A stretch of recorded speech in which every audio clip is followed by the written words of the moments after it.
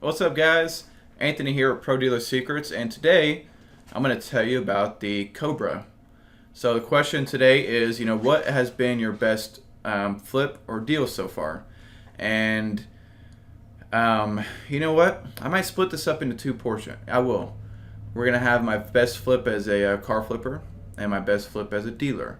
So, number one, I'm going to start with the flipper one, and then secondly, I'll tell you about the Cobra. So the first one, I was 2013. So I got my dealer license in 2013 June. So this deal was a few months before that. I think it was in April or March. So I found this Land Cruiser. It's a '98 Toyota Land Cruiser. Those big, badass SUVs. I'll put a picture on the screen. But I found it, and I bought it for like $3,500. I remember it was gold. It was a tank. This thing was badass. No, I bought it. It was in winter because I remember in December of 2012 it snowed. It was a fuckload of ice. So I bought it in like November. And it was a really cool vehicle. I didn't know anything about cars at the time. I've been very, very little. But my thinking was, hey, it's a Toyota 4x4 with leather. It's got to be worth more than $3,500, I would think. And I happened to be right. But it was cool because, inside it had the jumper seat in the back that came down. Those things are heavy. They're tanks. They are solid metal. And, they get like 8 miles a gallon as a result. But they're one of the best 4x4 vehicles of all time. So it's kind of started my love for Land Cruisers and Toyota in general. So I bought it for $3,500. I did a few little things. I detailed it. Did some paint work around like the fenders. The fenders were faded on the top. And, I drove that, man. I drove that. It was very, very cool vehicle. And like I said, about a month later, we got some ice and snow, about 1.5 inches of ice with some snow on top. And I took it to a parking lot. I was trying to do donuts, but it was so heavy and it gripped the ice so well that it wouldn't even spin. Trying to get it to slide on this ice, it might scoot a little bit, but it didn't want to move or do any type of spinning at all. And at that moment, I was like, wow, this is a serious vehicle, and I've loved them ever since. So what I wound up selling it for, and I think I sold it in January or late December because I wasn't in a huge rush. So I bought it end of November, sold it like about a month and a half later, and I put it on eBay. This was my first experience with eBay. So I put it on eBay for $8,500. Because I was looking at the market, I was like, man, that's top of the market. If I can get that much, that'd be badass. So I wound up, guy from Arkansas saw it on eBay and he drove in. He looked at it. I was a newbie, so there was a lot of disclosures and stuff that I didn't even think to put in there. Like certain little scratches, damage, little mechanical things that I didn't know anything about because I'm not very experienced with cars at this point. So the guy's like, he's offering, I think, $700 or $7,500. And this is really important. This is where, guys, if you're flipping a deal and you're making a lot of money or it's a really good deal or you're eager to get rid of it, do not show your hand. I could have been like, oh, yeah, I'll take it. Let's do it right now. But you got to play it cool because if you don't play it cool, the buyer might get cold feet. And it's happened to me a ton of times, when I'd be like, yeah, let's do it. And they'd be like, well, I need to think about it. And I'm like, what just happened? You made the offer. I accepted it. Buy the car right now. And then I think when you accept a deal too quick or they don't feel like they work for it or they don't feel like it's difficult, I think that they get cold feet. And I know that actually because I make it a point. And this is something I played very well in this deal. My response was, man, I just listed it. I've only had it for like a week on eBay, and I can't just take that much off the price immediately. I mean, can you not do the full price? I mean, I feel like it's a good deal. I've looked at the market. It's one of the nicer ones. And the dude, we got him up to, I think it was 8,200 is what I sold it for. I remember. And I was about 4,000 into it, so I doubled my money on that car. And I was like, wow, that was a hell of a deal. And for me at that time, all the deals I had made up to that point, I had made like $500 or less. So this was a huge deal, and I would actually use this money.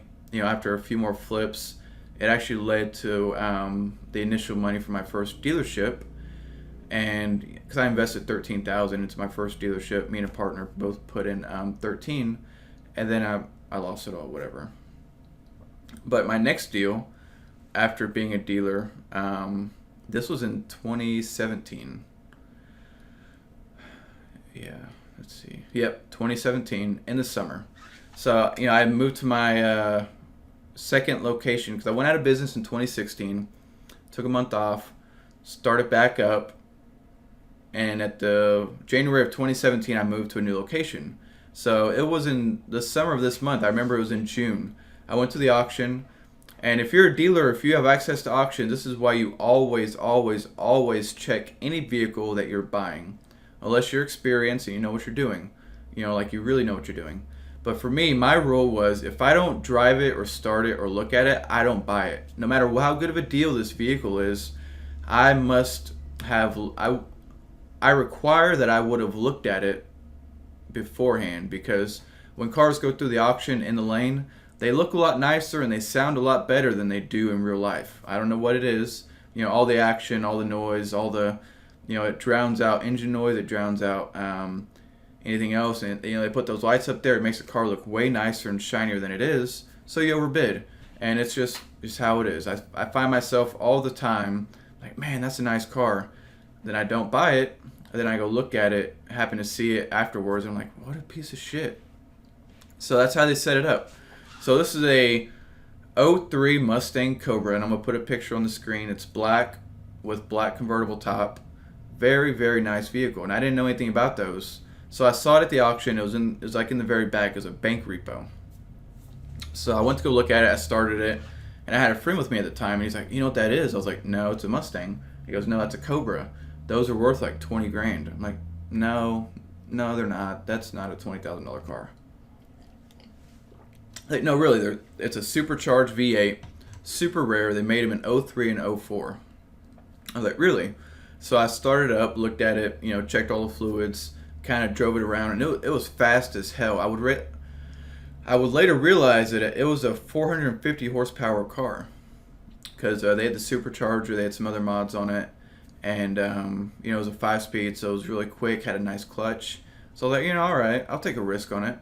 And after I did a lot of research that night at the hotel, because I went to the auction the day before. And, the next day I was going to look at it and bid on it. And, yeah, they were worth 15 to 20,000. I was amazed. So I put it in my head that I'm going to, if I can bid up to, I'll spend 8,000 on it. I'll take a risk. And for me, I would never buy cars that expensive. So it was a big deal for me to spend that much. So even better, I'm thinking 8,000, and I'm kind of thinking maybe 8 to 10. I don't want to have more than 10 in this car to make 5.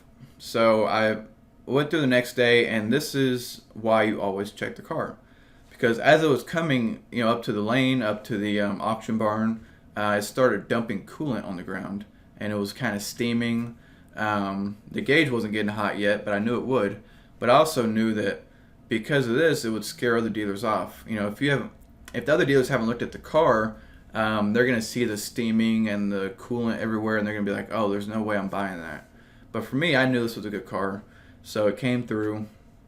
They actually had to shut it down before it drove all the way up to the spot, because it started to overheat. So actually, I went up there, like, hey, shut it off. It's getting hot, and they did. So they actually just wound up pushing it through. They pushed it through the lane, and I was like, this is great. This is so good, because all the dealers that didn't check it, they're gonna see that it's not running, it's steaming, it's overheating, it's dumping coolant. They're gonna immediately back away, and the bidding started at 10. I think it started at like 10,000. It went down to 8, 7, 6, 5, 4, and I jumped in at 4,000. So I was like, me and another guy, we were bidding back and forth. So it was 441, and I used a technique that when I know my number in my head, which my number for this was 8,000, when I know the number that I'm going to go up to, I bid really, really fast, and then I'll change it up a few times and go slow. So the auctioneer was off 4,000. I was like, yeah, 4,000. The other guy, he bids 41. So I'm thinking I'm just gonna scare this guy off. So we go back and forth, and then I start bidding really fast. Like he bids, and I'm like, boom. He bids, I'm like, boom. All within half a second, I would throw up a bid because I know my number. I know everything about this car. I have the knowledge. I know it's gonna need a radiator, maybe. No big deal. The other guy, he doesn't know this. So by the time we get to like $5,800, he starts kind of slowing down. He's got to think about it, and I'm still cool. I've got another 3,000. I've got another 2,000 to go on the bid. So the auctioneer, there's two ringmen that take the bids. One has his eyes fixed on me, so I'm like, I'm gonna throw up it every single time. As soon as he bids, I'm up.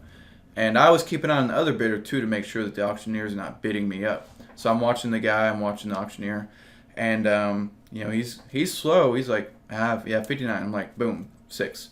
He's like, and I'm like, boom, 62, and then it goes up to 64. So finally, it scares him off. Nobody else is bidding. Everybody's looking at me like I'm an idiot. I'm like, yeah, call me an idiot, whatever. I know everything about this car. So I win it for 64, and by the time, after all the fees and everything, I've got 7,000 in it, and it was a steal because I sold that for $16,500. Yeah, yeah. So I'll tell you how that happened. So we fixed a few things. We fixed the radiator. We detailed it. Fixed a few little miscellaneous things, and I had like $7,500 to $7,900 in it after all is said and done. So pretty much 8,000. So what I do, this is another eBay deal. Man, eBay deals have been great to me. So I put on eBay. I put it on there for $16,500, and in retrospect, I should have put it for like 20 because I really missed out on a bigger deal. But I'm happy with $8,500 profit. So I put it on there, and one day, and I go to the auction. I drive 2 hours to this auction, and I'm in the hotel room, and I get a call, and he's like, "Hey, I want to buy your Cobra. Tell me all about it." I'm like, blah blah blah. And on the eBay ad, I always put like 60, 70 pictures of every angle and every aspect of the car. And I'm like, "Hey, check it out. There's pictures. There's 60 pictures. The car runs perfect. It's amazing. It drives fast." And I drove this car once because I was like, man, this thing is way too fast. It's way too squirrely. The suspension, I don't want to wreck it because I really screwed myself. So I drove this thing once, and I kind of regret not driving it more. But I told him all about it. He's like, well, I'm going to wire you the money. What's your information? I gave him the bank account information, blah, blah, blah. And I woke up the next morning. I had $16,500 in my bank account because the dude wired the money. I sent him all the paperwork through DocuSign the night before. He clicked and signed all that stuff, and made $8,500 on that deal. My best flip so far. So keep an eye out.